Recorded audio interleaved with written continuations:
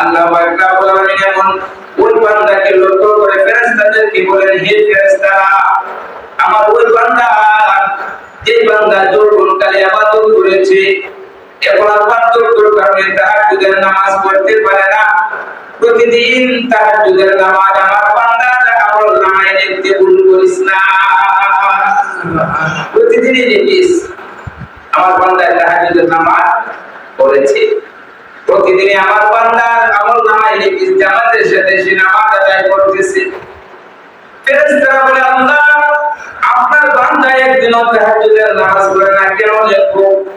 আপনার বান্দা তো একদিনও জামাতের সাথে যায় না, কেন লিখবো?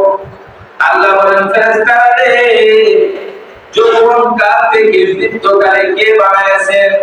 আল্লাহ আপনি বানাইছেন। ওই বান্দাটা যদি এখন যৌবনকালটা কঠিন করত, যদি তার যৌবনের দৃষ্টি খুলে দেখলাম, সে তো যৌবনকালে এমন সময় তাহাজ্জুদের নামাজে লিপ্ত থাকতো, সে তো যৌবনকালে এমন সময় জামাতের সাথে নামাজ আদায় করতো। তো এই যে বান্দার দোষটারে বা ফেরেশতারা, বান্দার কোনো ত্রুটি নাই, আমি আল্লাহ বান্দাকে বার্ধক্যে পরিণত করেছি, সুতরাং সব আমল লিখতে তুমি আর মিস করিও না, সব আমল লিখে দাও। এই জন্য যৌবনকালের ইবাদতের দাম আল্লাহর কাছে আছে না নাই? এই জন্য আল্লাহ হাবিব বলে, যৌবনের হেফাজত করো, আর যৌবনের হিসাব আল্লাহর কাছে দিতে হবে।